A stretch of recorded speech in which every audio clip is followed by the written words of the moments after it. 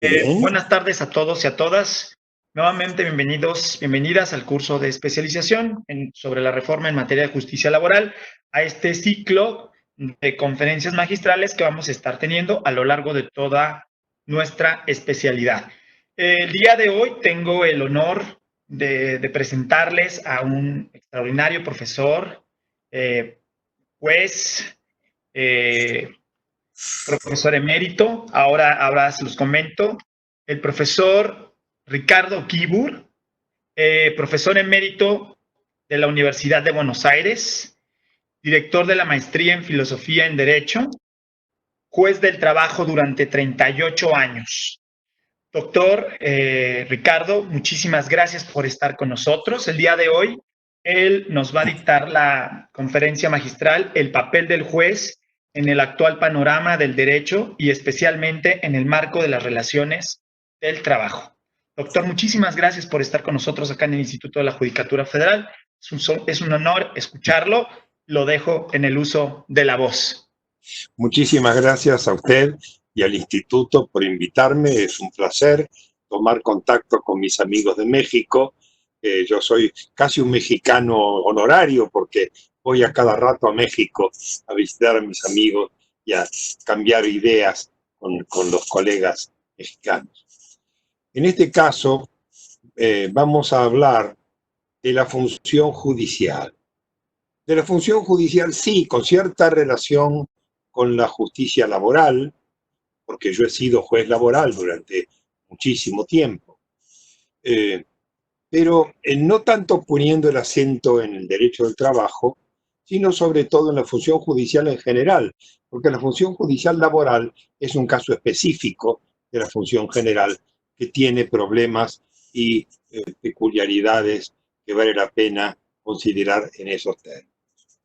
Ante todo, en este contexto, querría hacer una referencia a la función del Poder Judicial en el panorama del derecho y de la sociedad. Y para esto, hacer referencia brevemente a un concepto de la teoría general del sistema.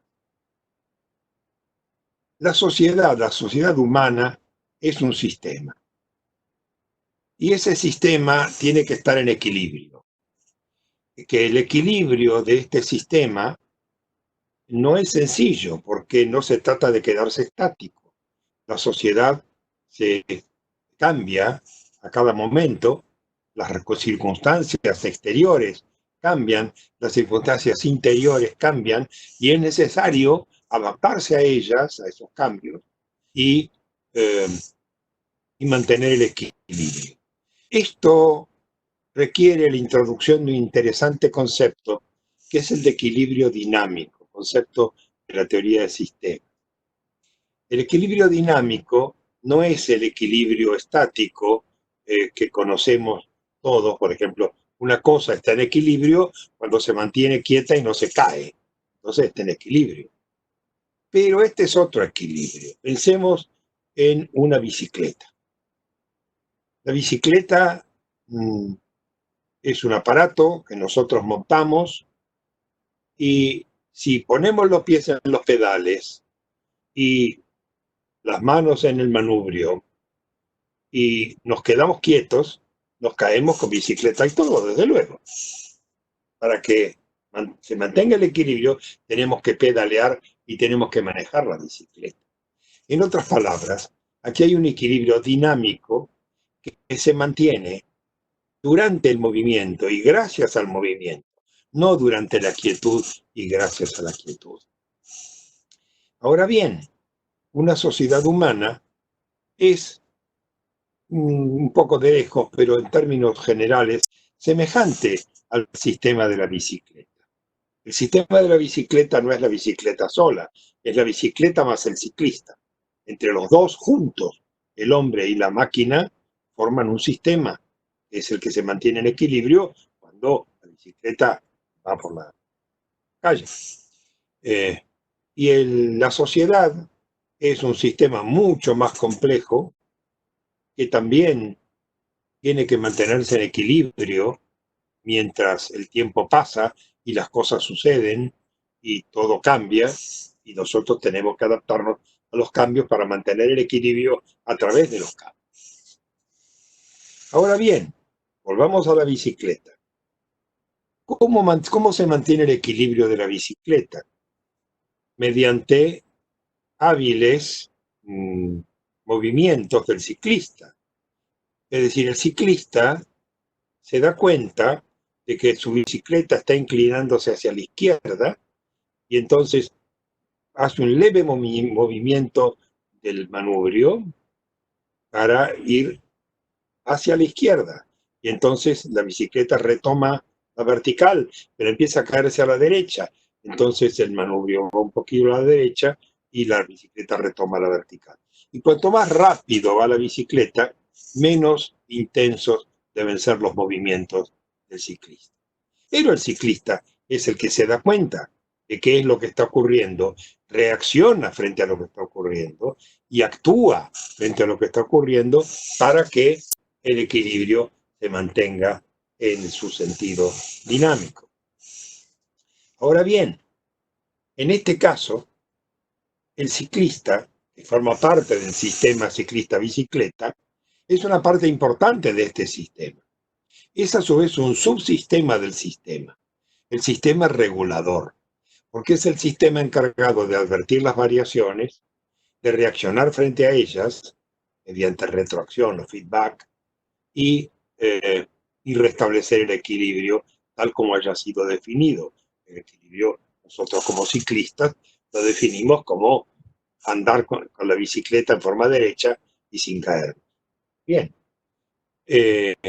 Todo sistema dinámico tiene que tener un subsistema regulador que sea el que se encargue de mantener el equilibrio de todo el sistema.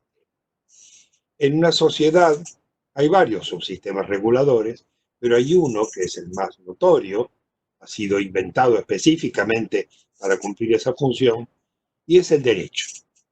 El derecho, el gobierno, el Estado, con toda su estructura jurídica y funcional. Ese es el subsistema regulador principal del sistema social. Ahí es donde el Estado, los responsables del Estado, tienen que no solamente tener un modelo de equilibrio deseable, modelo de equilibrio que normalmente está en la Constitución, sino que además tiene que tener habilidad para advertir cuáles son los desvíos que van sucediendo y cuáles son las acciones que corresponde tomar en cuenta para corregir esos desequilibrios. Ahora bien, esta reacción, cuando se da en términos colectivos, solemos llamarla acción política y está en manos del poder legislativo, del poder ejecutivo. Pero también hay este tipo de retroacción en términos más micro, es decir, frente a los conflictos entre personas o segmentos de la sociedad. Y esto está a cargo del Poder Judicial. El Poder Judicial ejerce la retroacción, forma parte del subsistema regulador, que es el subsistema regulador de la sociedad, que es el derecho, el Estado y el gobierno, en términos micro. Esta es su función para la que fue inventado y diseñado. Ahora, dentro de toda esta acción, esta retroacción que sirve para mantener el equilibrio dinámico de la sociedad, hay una partecita, que es el derecho del trabajo, en medio del derecho civil, comercial, constitucional, administrativo, penal, etc. Es el derecho del trabajo. El derecho del trabajo es un caso un poco especial dentro de todo este sistema, que integra, por cierto, porque trata de introducir un nuevo factor de equilibrio que a principios del siglo XIX ni siquiera se conocía. ni siquiera se pensaba. Un factor de equilibrio que combina lo que en términos aristotélicos se llamaba justicia distributiva y justicia conmutativa. En otras palabras, se trata de regular los intercambios conmutativos entre las personas, pero de un modo distinto al resto de los intercambios conmutativos, de tal suerte que esto provoque o mantenga lo que se entienda como cierto equilibrio distributivo. En otras palabras, lo que solemos llamar desde hace muchos años con el nombre de justicia social. La justicia social, que bueno, es un término muy vago, pero básicamente todos podemos entender que se trata de, de un punto de equilibrio deseado entre, entre los ingresos de distintos sectores, aún siendo desiguales, y entre el poder de negociación y de decisión de distintos sectores, aún siendo desiguales. Es decir, que no sean demasiado desiguales. ¿Cuánto es demasiado? Bueno, esto es una cuestión a decidir por el propio sistema jurídico y político, porque forma parte del concepto de equilibrio que no sea dado como deseable mantener. Por esto, el derecho del trabajo es un derecho transaccional, es decir, trata de encontrar un punto de equilibrio. Cuál sea el punto de equilibrio es un tema a decidir, pero un cierto punto de equilibrio entre los empresarios y los trabajadores. Se sabe que los empresarios tienen mucho más poder que los trabajadores son mucho más que los empresarios, y que el derecho del trabajo está para equilibrar un poquito, al menos, poco o mucho, depende de cuánto lo queramos, esta desigualdad. Por eso, la justicia del trabajo es una justicia también transaccional. Es una justicia que trata de aplicar un derecho transaccional.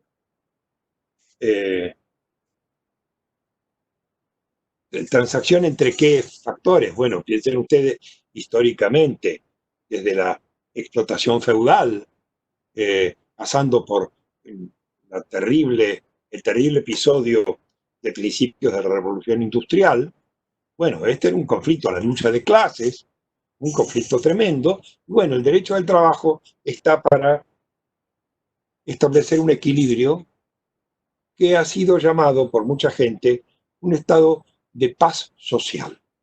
Paz social, cada uno lo define como quiere, o en el punto que prefiere, pero siempre consiste en un momento, en un estado de cosas, en el que no hay peleas, por lo menos no hay peleas violentas, y hay constantes negociaciones, más o menos civilizadas, para alcanzar y mantener el equilibrio constante en medio del cambio de las circunstancias. Por eso me gustaría destacar la función de la justicia laboral dentro del derecho del trabajo. Digo esto porque a veces se discute, por lo menos en mi país, se discute cuál debe ser la actitud de un juez laboral frente al derecho del trabajo. Y están los activistas, los que dicen, nosotros estamos para defender a los trabajadores. Y están los retardatarios, que dicen, no, tenemos que defender a los empresarios para evitar los abusos del derecho al trabajo. Estos dos extremos, me parece a mí, son claramente inconvenientes. Si a mí me hablan de un juez del trabajo que es obrerista, o de un juez de trabajo que es patronalista, mi juicio desciende.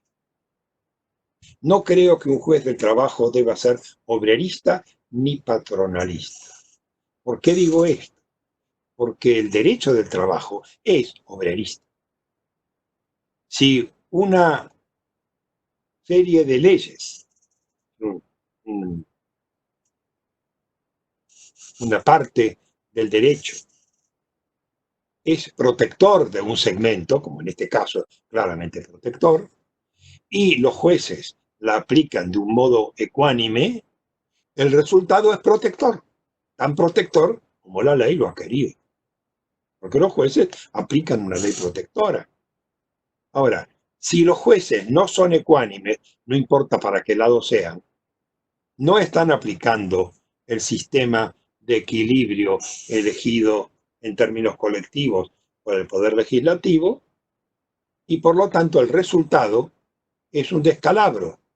No un descalabro porque sea injusto, este es otro problema, sino un descalabro porque es inseguro y porque nadie sabe dónde está el derecho a aplicar.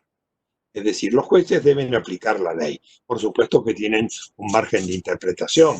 Nadie dice que la ley ha de ser aplicada al pie de la letra en todos los casos, como si uno fuera una máquina, sino que hay un margen de adaptación al caso. Sin embargo, esto debe ser limitado. No debería, como ocurre en la actualidad en muchos lugares del mundo, no debería dar lugar a que los jueces se dedicaran a hacer su propia fantasía impromptu y buscar la justicia más allá de la ley, queriendo, digamos, ser de la vanguardia de la ley. Los jueces no son la vanguardia de la ley, son en cierto modo su retaguardia. La ley está para proteger a quien el legislador quiere proteger, y eso es constitucional y debe ser acatado y aplicado. Los jueces están para hacer eso, no para hacer una cosa muy distinta de eso. Esto implica alcanzar el muy delicado equilibrio de la imparcialidad. Por lo menos en mi país, cuando yo hablo de imparcialidad judicial, siempre encuentro algún interlocutor que se sonríe socarronamente, como diciendo, ¿de qué me está hablando usted? Nadie es imparcial, porque todos somos humanos. Nadie es neutral, porque todos somos humanos, y cada uno habla desde su lugar. Y esto es verdad, reconozco que es verdad, pero me parece que se lo invoca con exageración. ¿Por qué digo esto? Porque es cierto que la neutralidad, considerada en su término máximo, consistiría en la ausencia de emociones, en la ausencia de preferencias. Y la ausencia de emociones y preferencias es absolutamente imposible. El único lugar donde puede encontrarse una imparcialidad y neutralidad absolutas es en los cementerios. Pero diría yo, siempre que tengamos cuidado de no leer las lápidas, porque las lápidas están llenas de emociones y preferencias. Esto es un chiste de humor negro, pero sirve para explicar cómo en términos muy extremos no existe tal cosa como la imparcialidad o la neutralidad. Pero en términos menos extremos sí. No se exige a ningún juez, como no se exige a ningún legislador, no se exige a ningún ciudadano que carezca de ideas morales y políticas. Al contrario, se le pide que las tenga. Lo que se le pide es una cosa más modesta, a saber, que no tenga de antemano una preferencia por ninguna de las partes del litigio. Con eso, y con respeto de la ley, el juez hará su interpretación en un margen más o menos acotado de ideología que puede introducir, y siempre con sujeción a tribunales superiores, a fallos plenarios, a fallos de la Corte Suprema o a modificaciones establecidas por el Poder Legislativo, que claro, deben ser acatadas. Es decir, a esto me refiero cuando hablo de imparcialidad judicial. No a que los jueces sean máquinas, aunque no vendría mal a veces pensarlo un poco, sino que estén por encima de sus preferencias ideológicas más extremas cuando tienen que juzgar un caso y no tengan preferencias de antemano por ninguna de las partes. Ahora, ¿cómo conseguir que los jueces, tanto los de trabajo como los de cualquier otra, como los de cualquier otra rama del derecho, cómo conseguir que los jueces funcionen a favor del equilibrio dinámico de la sociedad establecido por la autoridad política competente y no hagan cualquier otra cosa? Es muy importante aquí el modo como los jueces son designados, elegidos, seleccionados y nombrados.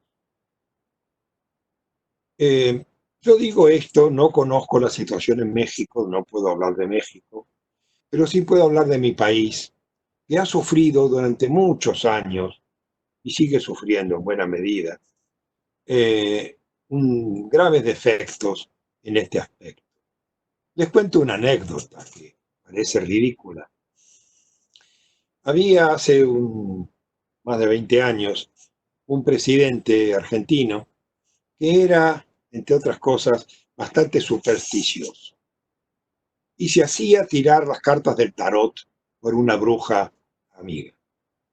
Estaba tan contento con la bruja que le tiraba las cartas del tarot que decidió designar al hijo de la tarotista como fiscal federal y lo nombró. Muy bien, ahí pasó el tiempo y luego este presidente dijo, bueno, esta tarotista merece más premio. Voy a ascender a su hijo al cargo de juez federal.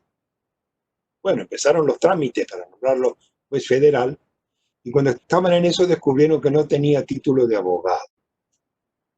Es decir, se habían pasado por encima el requisito fundamental para ser fiscal, juez o lo que fue. Esto fue un gran escándalo. Pero esto es un símbolo de algo que pasaba muy frecuentemente. El presidente tomaba el teléfono, llamaba a un compañero de escuela secundaria, decía, hola, fulano, ¿no querría ser juez?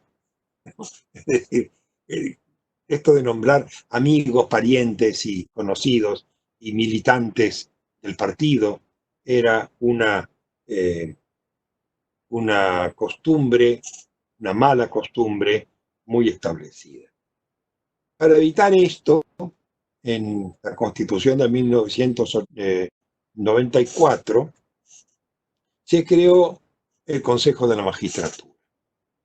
Excelente idea constitucional. Es un consejo formado por jueces, legisladores y abogados, elegidos por los distintos estamentos que tienen la función de establecer, de llevar adelante concursos de oposición y antecedentes para la selección de los jueces, y además tiene ciertos poderes disciplinarios y puede abrir la puerta para la eventual destitución de un juez. Es decir, es una especie de órgano genérico de gobierno del Poder Judicial sin ser ellos mismos un órgano judicial. La idea fue excelente y su puesta en práctica fue lamentable. ¿Por qué lamentable?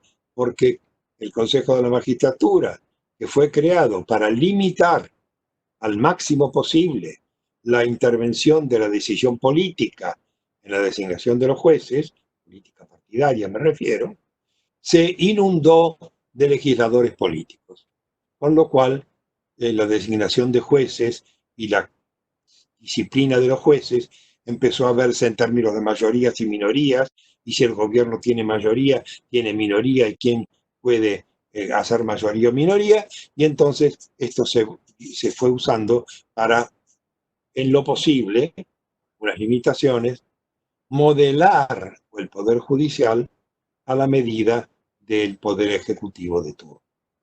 Y esto es letal para el equilibrio dinámico de una sociedad. Es decir, estas idas y vueltas de la militancia y del amiguismo son completamente nefastas. Y esto ha hecho que con el tiempo la confianza popular en los jueces en general haya descendido notablemente y en este momento en mi país los jueces tienen una aprobación popular bastante baja. ¿Por qué? Porque la gente no confía en los jueces, porque cree que los jueces no son imparciales. Por lo que se equivocan, muchos jueces sí son imparciales y son excelentes jueces, pero ha habido tal manejo y tal publicidad alrededor de esta falta de imparcialidad generada por preferencias políticas partidarias que la gente ha perdido confianza. Yo no querría que ningún otro país, mucho menos mi querido México, pudiera caer en semejante cosa, que no sé en qué estado está, así que hablo de mi país y no de otro. Hay ciertas claves no muy secretas para lograr la eficiencia judicial. La primera, como acabo de decir, es el extremo cuidado en la selección de los recursos humanos. Y no me refiero solo a los jueces, me refiero también a los funcionarios, a los empleados, a los ordenanzas, a todo el mundo, a todo aquel que tenga alguna función pública. Cada uno de ellos debería ser nombrado con mucho cuidado. ¿Qué quiere decir mucho cuidado? No levantar el teléfono y llamar al amigo para darle un cargo, sino mediante concursos de oposición y antecedentes, que son el equivalente en materia de recursos humanos del procedimiento de licitación en el ámbito de las compras estatales. Cuando el Estado tiene que hacer una compra, llama a una licitación pública para comprar lo que necesita al menor precio posible y sin preferencia para ningún oferente en especial. Bueno, lo mismo habría que hacer con todos los funcionarios públicos, no electivos, desde luego.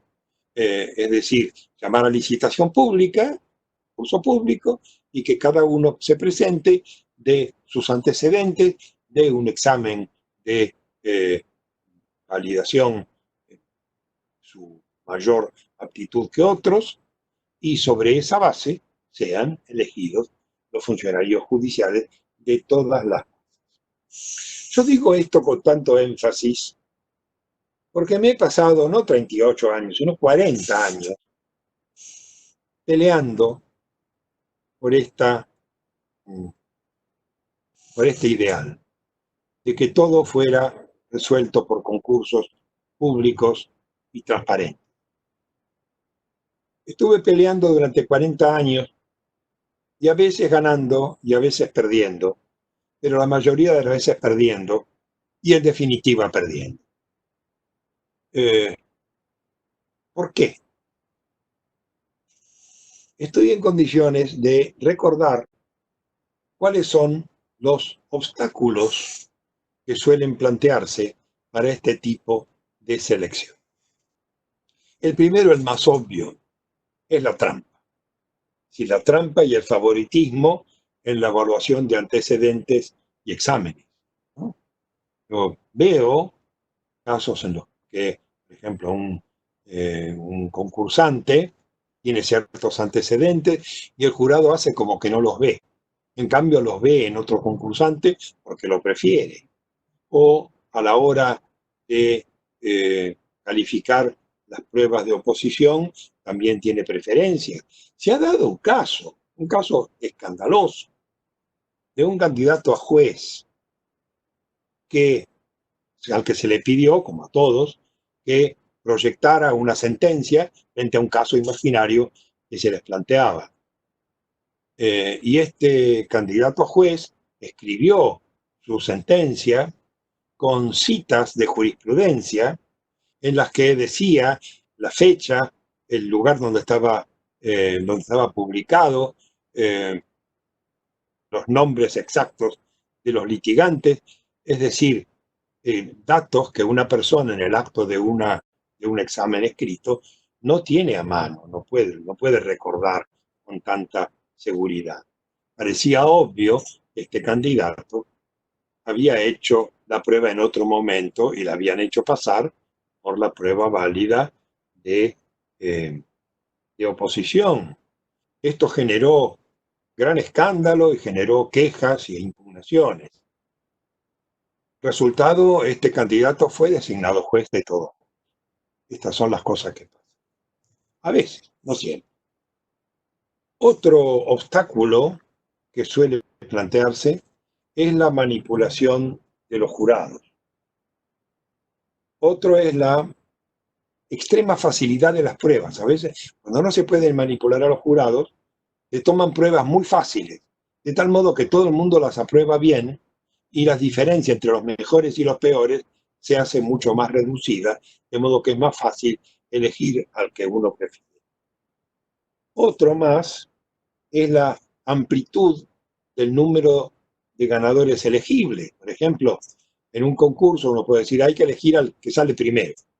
Otro dice, bueno, no, hay que dar cierto margen de selección, digamos entre los 3 primeros. Otro dice entre los 5 primeros. Otros han llegado a decir entre los 50 primeros. Bueno, esto evidentemente es una manera de inutilizar, de licuar las ventajas de un concurso. Otra trampa, la última que quiero mencionar aquí, es el uso de designaciones interinas. Es decir, como hay el peligro de que el concurso lo gane alguien que no es amigo, entonces se demora el concurso y se busca llenarlo con un interinato. Interinato que por supuesto se nombra a dedo y que puede durar todo lo que haga falta. Bueno, esta es una de las claves para la eficiencia judicial, a saber, la adecuada selección de los recursos humanos, desde los jueces hasta el último empleado. Una segunda clave para la eficiencia de los tribunales es la provisión adecuada de recursos materiales. En estos recursos materiales no me refiero solamente al dinero, me refiero también a las nuevas tecnologías. Sobre esto he tenido experiencia personal, porque la Justicia Nacional del Trabajo en la Argentina fue informatizada un buen día casi de la noche a la mañana. Es decir, 80 juzgados, 10 salas de la Cámara de Apelaciones, todo informatizado. Este proceso fue coordinado por mí. Es decir, yo me encargué de dirigir el modo como los juzgados y los tribunales en general iban recibiendo las máquinas, iban adaptándolas, iban empezando a cargar sus datos en las computadoras y de qué manera esto iba a funcionar. Y costó que funcionara, al principio con grandes dificultades, y luego fue mejorando y llegó a un funcionamiento de muy buena calidad. Bien, esta es la experiencia sobre la informatización. Pero, ojo, no se trata solo de proveer computadoras y programas de gestión, aunque esto es excelente, desde luego, y es necesario. Se trata, y este es un punto que me gustaría enfatizar, porque no es habitual, se trata de estimular el lado humano de la tecnología. ¿Por qué digo esto? Mire, les voy a proponer una metáfora. Digamos que hay un río que divide dos terrenos. Un terreno es el del derecho y el otro terreno es el de la tecnología, y de la tecnología sobre todo informática. Y se acuerda, desde las dos partes, construir un puente para comunicar los dos territorios. Un puente que iba a empezar en cada punta y que iba a encontrarse en la mitad para facilitar así la construcción simultánea y luego la circulación. Bien, este puente, la mitad de este puente, ha sido hace rato construida desde el lado tecnológico y están esperando a ver cuándo el derecho termina de construir su parte del puente. ¿Y qué ha hecho la parte del derecho? Casi nada, porque todavía están discutiendo. Algunos dicen que en realidad no hay que hacer ninguna comunicación con la tecnología. Y otros dicen que sí, que hay que hacer una comunicación eficiente, pero que tal vez sería mejor excavar un túnel en lugar de un puente. Y estamos discutiendo esas cosas mientras el puente no se hace. Esto no es un problema tecnológico, es un problema humano. Y es un problema humano porque el lado humano del puente, es decir, nosotros, los abogados, los jueces, los juristas, los profesores de derecho, tenemos una carencia. Hacemos las cosas que hacemos. Algunos las hacen muy bien, pero no estamos muy seguros nunca de cómo debe hacerse aquello que hacemos, incluso aquello que hacemos. Les quiero poner otra metáfora para explicar esto. Supongamos que estamos en pleno Renacimiento y estamos admirando la última obra de Miguel Ángel, que es el techo de la Capilla Sixtina. Y todos están admirados de la belleza de ese techo. Entonces llega un periodista del Vatican News, a entrevistar al maestro. Y le dice, maestro Miguel Ángel, qué maravilla esto que está hecho, eso de los deditos así, qué bien que le salió. Sí, bueno, gracias, dice Miguel Ángel. Mire, nuestros lectores querrían saber cómo ha hecho usted para ejecutar esa obra maestra. Y Miguel Ángel le dice, mire, sí, no se lo puedo contar. Lo primero que hice fue construir un armazón, un puente de madera, que me acercara al techo y que me permitiera trabajar acostado, porque usted sabe, si uno tiene que pintar el techo, es muy difícil hacerlo levantando la mano. Así que yo trataba de estar acostado y pintar así. Después tracé las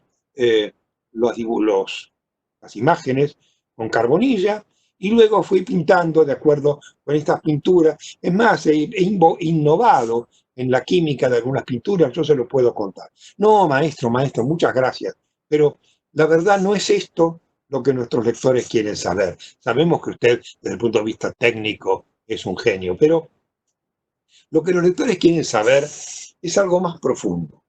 ¿Cómo se le ocurrió a usted estas figuras tan hermosas que hizo? ¿Cómo se inspiró para, para pensar en el modo de pintar el techo? Y Miguel Ángel le contesta, mire, señor, hasta ahí yo no puedo ayudarlo. Yo soy un artista. Las cosas se me ocurren. No sé cómo se me ocurren. Una vez que se me ocurren, las hago. Le puedo explicar cómo las hago, pero cómo las concibo, no, porque yo lo ignoro. Es algo que viene desde el fondo de mi alma, o de mi espíritu, o de mi subconsciente. Miguel Ángel hubiera leído a Freud. Esta anécdota imaginaria muestra dos cosas. Primera, que Miguel Ángel era un maravilloso pintor y que sabía pintar. Segundo, que Miguel Ángel sabía pintar, pero no sabía cómo se pintaba. Es decir, aquello de mayor valor que tenía el artista era su inspiración, su decisión. No sabía cómo adoptar.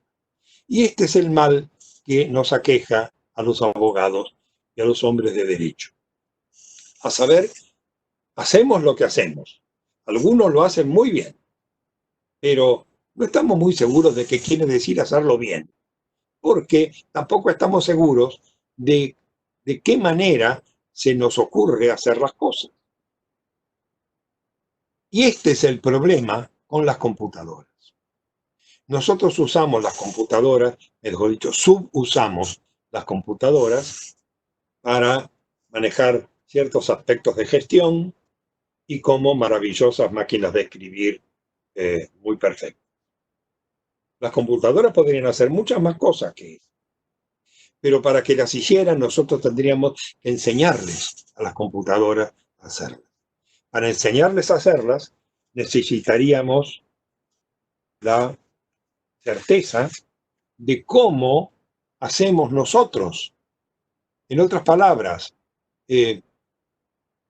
tendríamos que tener un protocolo de cómo elaborar nuestro pensamiento jurídico de tal modo que fuera tan claro que pudiéramos explicarse en una computadora y el programador pudiera reducirlo a algoritmos y a programas. Pero no tenemos eso. ¿Qué es lo que tenemos? Tenemos principios generales, tenemos derechos humanos, tenemos doctrina, tenemos jurisprudencia, tenemos la ley, a la cual le prestamos cada vez menos atención, y todo eso lo mezclamos en nuestra cabeza como si fuera una licuadora, y de abajo de nuestra mente, de nuestro subconsciente, surge alguna fuerza desconocida que nos lleva, que nos conduce a elaborar todo ese material de una manera determinada y ¡plum! Sale de nuestra mente jurídica una solución o una propuesta jurídica para hacer una demanda, una contestación de demanda, una sentencia, una expresión de agravios o un fallo de la Corte Suprema. Es decir, esto es lo que hacemos. Y esto tiene un problema. Dos problemas. Uno, diría yo, esto es malo. Es malo técnicamente. Es malo para la eficiencia del derecho. Y otra, no solo no nos damos cuenta de que es malo, sino que nos parece maravilloso. A los juristas, si uno les pregunta esto, dicen, bueno, pero, perdón, el derecho está hecho por el hombre y para el hombre. El hombre es un ser único e irrepetible. No sé por qué dicen siempre juntas estas dos palabras. Es un ser único e irrepetible, dotado de libertad y de libre albedrío y de autonomía, y entonces es imposible someterlo a algoritmos, es imposible explicarlo mediante disposiciones generales. Es necesario tomar en cuenta todas las circunstancias de cada caso para que el alma de la toga, como decía Calamandrei, llegue a una solución. Bueno, todo esto es, si me permiten ustedes decirlo con tanta contundencia, es un grave error filosófico, no jurídico, de base filosófica. Y ahora voy a explicar esto. Yo diría, sería muy conveniente racionalizar el proceso. Cuando uno dice racionalizar el proceso, enseguida piensa en hacerlo más justo. No, yo no estoy hablando de hacerlo más justo. Por supuesto que la justicia es el ideal al que todos queremos tender, naturalmente, y no estoy hablando en contra de ella. Solo estoy diciendo que no solo tenemos que pensar en la justicia de las decisiones, sino también en el modo como se adopta. Y esto es lo que hay que racionalizar. No para hacerlo necesariamente más justo, que es otro problema, sino para hacerlo más claro y más confiable. Supongamos, diría, que cada proceso tiene un protocolo, un diagrama de flujo, acordado entre los propios jueces, y que en ese diagrama, en ese protocolo, se detallan una por una, con claridad empírica, cuáles son las condiciones relevantes para la decisión y cuáles son los resultados que arroje cada configuración de estas condiciones relevantes. Si pudiéramos hacer esto, y garantizo que se puede hacer porque lo hemos hecho experimentalmente, si pudiéramos hacer esto, esto desencadenaría una verdadera revolución copernicana dentro del derecho, en cualquiera de sus ramas, no solo la laboral, porque permitiría una mayor seguridad jurídica, una menor litigiosidad, una mayor confianza en el derecho y en los jueces, y una mejor actitud de los ciudadanos frente al derecho. Claro, para hacer esta tarea, que hoy sería reclamada por la tecnología desde su mitad del puente está reclamando que hagamos algo de esto y no lo hacemos, pero para hacer esa tarea sería preciso abandonar ciertos prejuicios, ciertos preconceptos. preconceptos que me gustaría destacar. El primero, la idea de que es preciso analizar todas las circunstancias del caso para tomar una buena decisión. Esto es mentira. Todo el mundo lo dice, pero es mentira. ¿Por qué es mentira? Porque todas las circunstancias del caso, señores, son infinitas. No nos alcanzarían 50 vidas para resolver un caso si tuviéramos que analizar todas y cada una de sus circunstancias. Entonces uno diría, bueno, digo las circunstancias del caso, quiero decir las relevantes, las que sirven, las que van. Ah, eso sí, sí, las circunstancias relevantes. Esas son las que hay que analizar.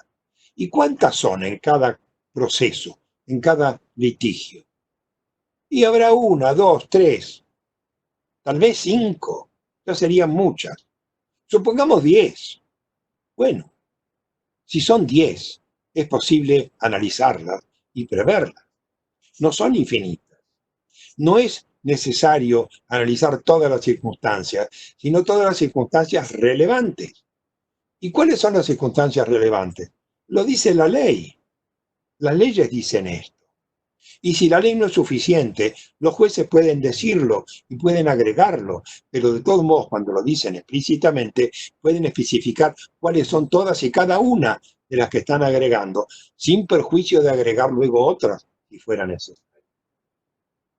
Otra idea, es decir, esto de analizar todas las circunstancias, a mí me suena como una coartada que tenemos para que no nos pidan coherencia entre distintos casos.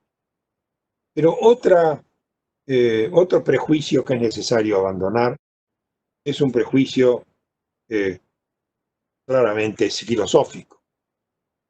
A saber, la idea de que tenemos valores, principios, derechos humanos entre otros, todas ellas condiciones o elementos cuyo contenido está presente en una realidad trascendente, en una especie de topos uranus jurídico. Esta realidad trascendente es accesible a la conciencia de los humanos. Y entonces cualquier humano inteligente, razonable, alguno diría bien nacido, es capaz de advertir cuáles son los derechos, los principios y los valores y aplicarlos a cada caso. De modo que no hay ningún riesgo en la vaguedad de las leyes, porque de todo modo los buenos jueces sabrían aplicar el derecho con seguridad. Y esto viene a lo que muchas veces me dice, pero mi amigo, usted sabe bien que el derecho no se agota en la ley. Bueno, si no se agota en la ley, dígame usted dónde se agota. Se agota en la interpretación de la jurisprudencia, muy bien. Se agota en la doctrina, dígame usted dónde. Y sobre todo, cómo se resuelve. Cuando hay fallos contradictorios, cuando hay doctrinas contradictorias, ¿cómo quiere usted resolverlo? Porque si usted va a dejar que esto lo resuelva cada juez en cada proceso individual, vamos por mal camino, porque la gente ya no va a saber cuál es el derecho que lo rige. Esto de que la conciencia humana nos permite acceder a valores, principios y derechos es, diría yo, sencillamente falso, a pesar de que lo haya dicho Aristóteles, que lo haya sostenido Santo Tomás de Aquino y que lo diga casi todo el mundo. Yo sostengo que es equivocado, porque lo que está en nuestra conciencia es lo que está en nuestra conciencia. A saber, es como la galera del mago, donde el mago saca su conejo porque alguien lo puso antes adentro. Y cada mente de un jurista es una galera de mago donde hay conejos, cucarachas y muchas otras alimañas distintas. Y cuando queremos meter la mano para sacar algo, sí, algo sacamos. Y decimos, esto es lo que salió de mi conciencia. Pero al jurista de al lado le sale de la conciencia otro bicho.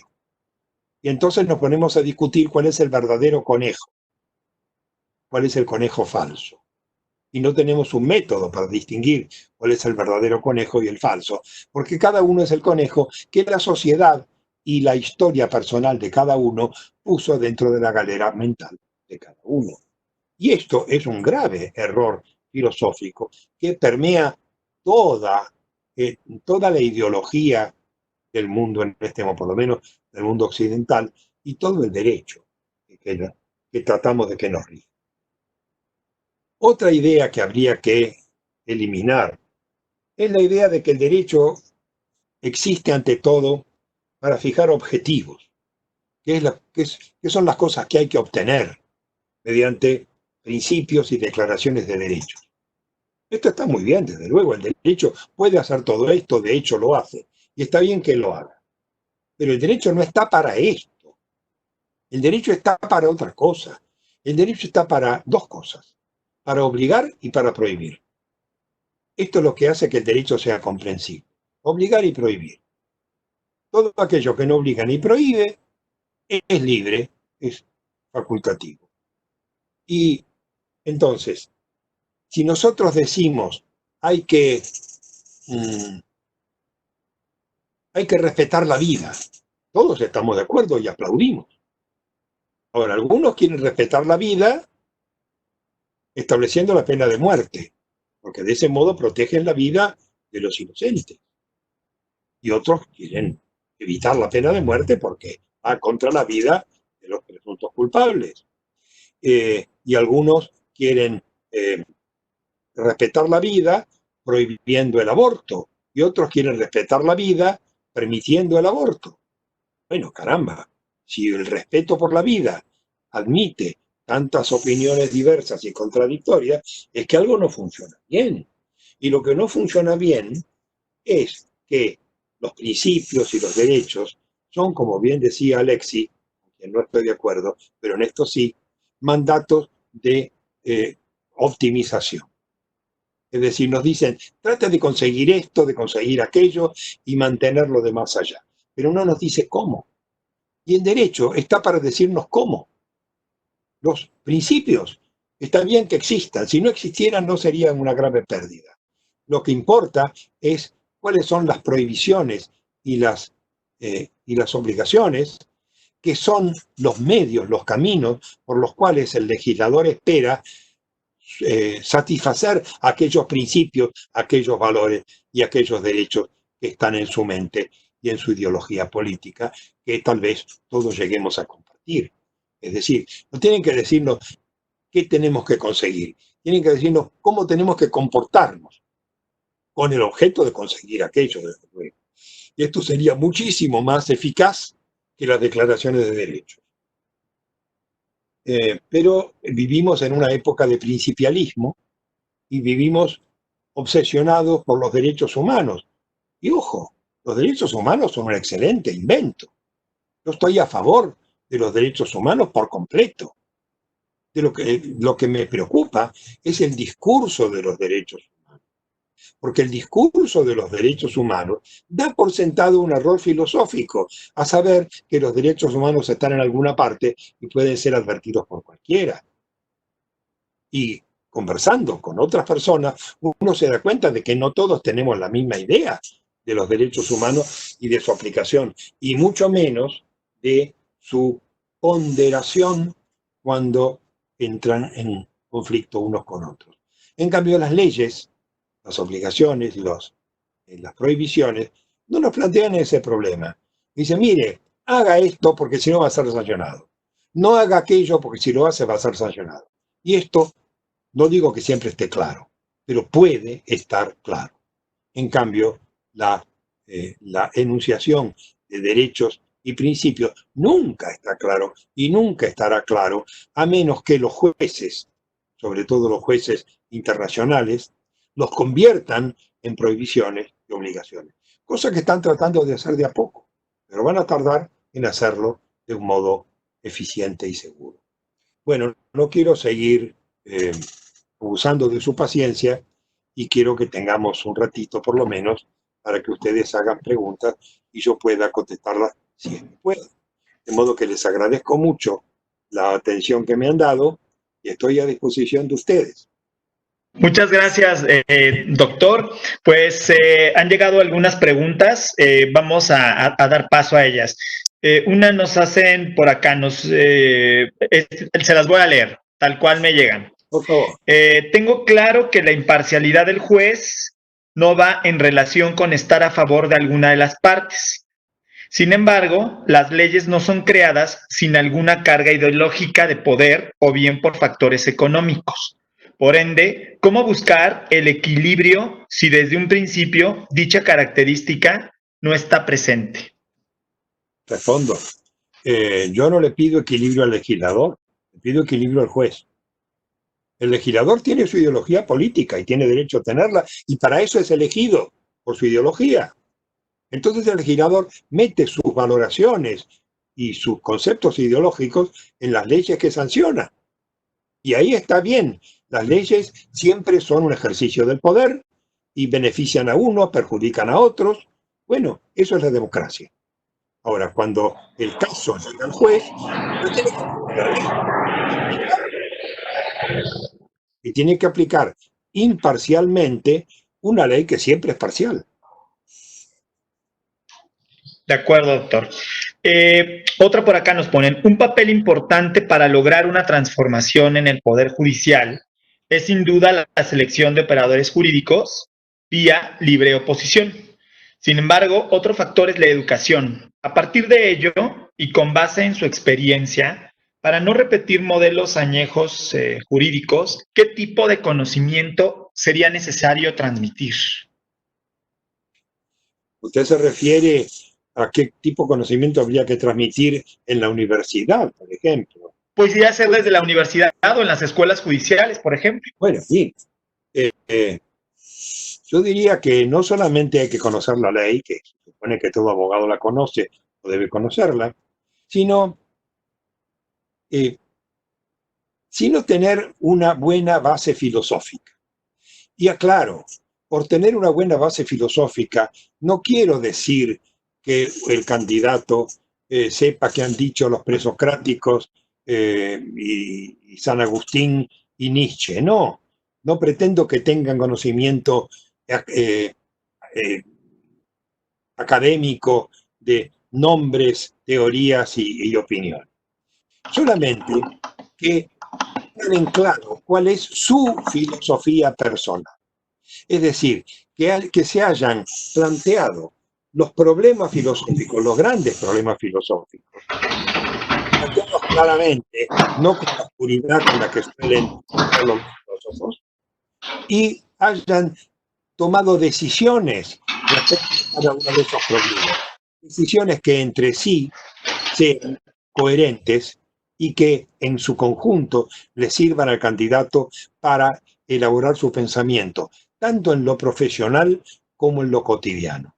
Es decir, que cada uno tiene su pensamiento, que debe servirle para hacer una sentencia, para votar en elecciones o para tomar el tren. Para todo esto tiene el mismo sistema de pensamiento con distintos compartimientos que sirven para distintas cosas. Entonces, si tiene ese sistema coherente y le sirve para todo eso, este es un buen candidato. No importa si estamos de acuerdo con él o no, pero es un hombre que sabe pensar. En cambio, aquel que de la filosofía solamente ha leído algunos párrafos de la ética Nicómaco y los cita cuando le vienen bien y no los cita cuando le vienen mal, esto no es saber filosofía. Esto es saber historia de la filosofía, que es mucho menos importante. Me interesa que los operadores jurídicos no sepan filosofía, sino que conozcan su propia filosofía. Y además, con lógica. Es decir, estén familiarizados con la lógica. No con la lógica aristotélica, que sigue vigente, sino con la lógica que la comprende, que es la lógica proposicional, la lógica de predicado, la lógica deóntica, con Wright, etcétera, Jerome Bulligan.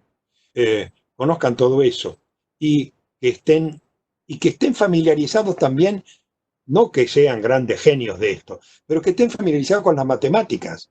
Yo veo con horror que los jueces odian las matemáticas.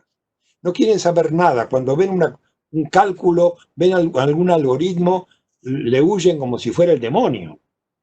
Tal vez a mí se me ocurre que esto es un pensamiento maligno de mi parte, que algunos jóvenes, cuando tienen que elegir una carrera, dicen, a mí no me gustan las matemáticas. ¿Dónde no hay matemáticas? En derecho, le dije. Ah, bueno, voy a seguir derecho. Y así llegan, ¿no? Pero no, las matemáticas son necesarias. No que no seamos matemáticos, pero que estemos familiarizados con el concepto de algoritmo y no le tengamos miedo, porque eso es lo que nos va a ayudar a pensar con claridad. Doctor, por acá también nos preguntan, entonces, ¿un juzgador puede o no basarse en principios éticos y morales? Supongo que es para la toma de decisiones, para resolver. El juzgador siempre se basa en principios éticos y morales. Si no lo hace en forma explícita, lo hace en forma implícita, porque la interpretación de la ley siempre tiene un momento valorativo en el cual es inevitable que estos elementos incidan. Lo que estoy criticando no es que haya principios, derechos y valores. Lo que estoy criticando es que creamos que todo esto es real, está en una realidad a la que nosotros podemos acceder. Cuando uno pasa por el paseo de la Reforma y se encuentra con el ángel, bueno, el ángel está ahí y esto uno lo puede ver. Nadie puede decir que no está. Lo podemos ver y si nos acercamos lo podemos tocar. Pero los principios, los valores y los derechos humanos no están en ninguna parte donde se puedan ver y tocar. Están en nuestra mente. Pero, claro, no están en cada mente de un modo igual, en cada mente de un modo distinto, porque son opiniones. Son opiniones en las que podemos coincidir y ojalá coincidamos, porque soy partidario de los derechos humanos.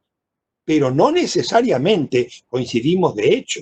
Entonces, creer que están en alguna parte como si fuera el ángel es erróneo, porque no tenemos un método para verlos, solamente una mente para opinar sobre ellos. Entonces, frente a las opiniones, no hay demostración posible. A lo que hay es argumentación, discusión, debate, negociación y, en última instancia, votación. Es lo que hemos conseguido a falta de capacidad de demostrar algo sobre los valores. Terminamos votándolo y es lo mejor que podemos hacer. La democracia es una excelente solución para esto, pero no es la mejor solución. No es la que decimos que tenemos. Decimos que tenemos algo que no tenemos. A saber que nuestra mente, nuestra razón práctica, nuestra razón pura, nuestra sindéresis, nuestra frónesis, y cada uno le llama con un nombre latino o griego que le guste, nos permite acceder a ciertas verdades trascendentes. Esto es mentira, como decimos en mi país, es un macanazo, que nos venimos creyendo porque es muy útil para argumentar, porque lo corremos al otro, no con nuestra opinión, sino con el báculo de la verdad. Tenemos la verdad en la mano y le pegamos en la cabeza con esta verdad ficticia, y entonces, claro, el otro frente a eso se siente más acobardado. Y nosotros decimos, mire, esto es lo que yo opino, el otro me dice, yo opino otra cosa, y ya me veo obligado a conversar y a negociar. Y esto no es lo que nos gusta más hacer. Interesante, doctor. Por acá nos preguntan una más, si usted nos regala un poco más de su tiempo. Nos ponen, Alain Supiot, en el texto intitulado ¿Qué es la justicia social en el siglo XXI?, refiere que el preámbulo de la Constitución de la Organización Internacional del Trabajo se estipula que la paz universal y permanentemente solo puede basarse en la justicia social. Ante ello, ¿cree usted que al enunciar conceptos vagos y ambiguos como paz universal y justicia social, lejos de encontrar alguna respuesta para solventar problemas, entramos en un juego lingüístico inentendible e inasumible? Bueno, dos partes. En primer lugar, siento una gran admiración por la figura de Alain Supiot, que es un excelente autor de derecho al trabajo que merece ser leído y seguido. En segundo lugar, que creo que tiene razón en términos muy generales y vagos, tiene razón Suipio en que la paz universal requiere justicia social. Es decir, va a ser muy difícil lograr la paz entre los estados si no hay paz dentro de los pueblos. Ahora bien, vamos a la segunda parte, sobre la vaguedad del término. ¿Qué quiere decir justicia social? Justicia social, como decía yo al principio, es un punto ideal de equilibrio, el equilibrio entre comillas, un punto ideal de equilibrio entre los intereses opuestos que pugnan unos contra otros dentro de una misma sociedad. ¿Y cuál es ese punto de equilibrio? Cada uno, esto es una cuestión de opinión, no hay un punto de equilibrio que uno pueda demostrar es ese, señalando con el dedo, no es como el ángel del paseo de la Reforma.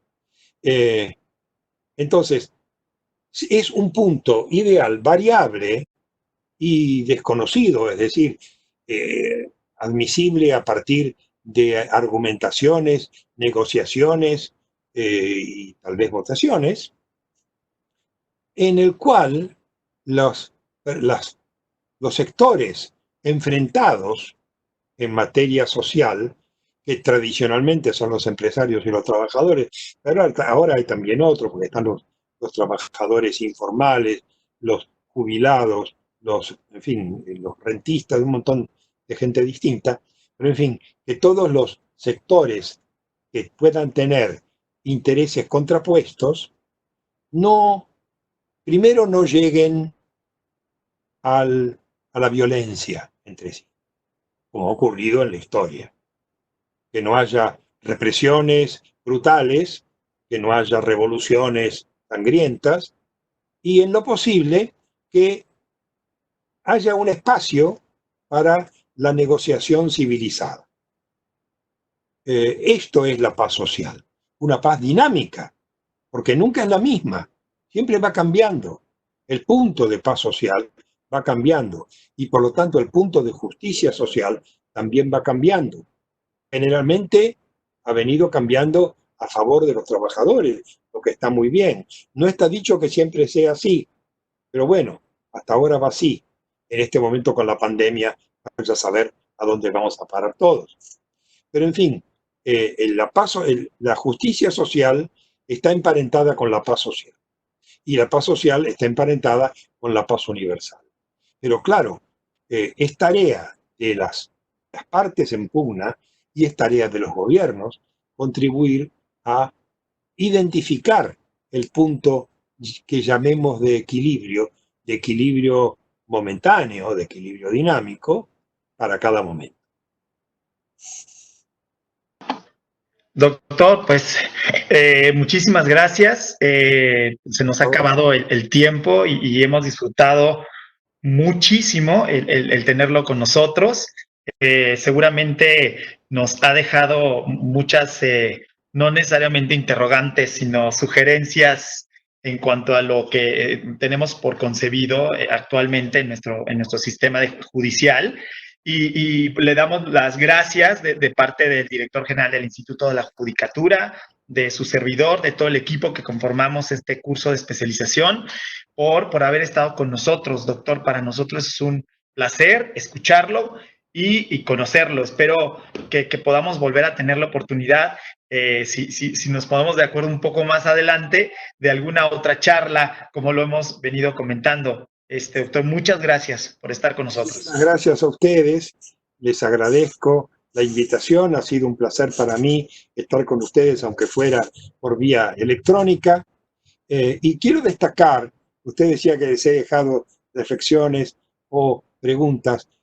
Yo diría que mi intención es dejar interrogantes, porque en este tipo de temas son más importantes las preguntas que las respuestas. Las respuestas parecen terminar un ciclo.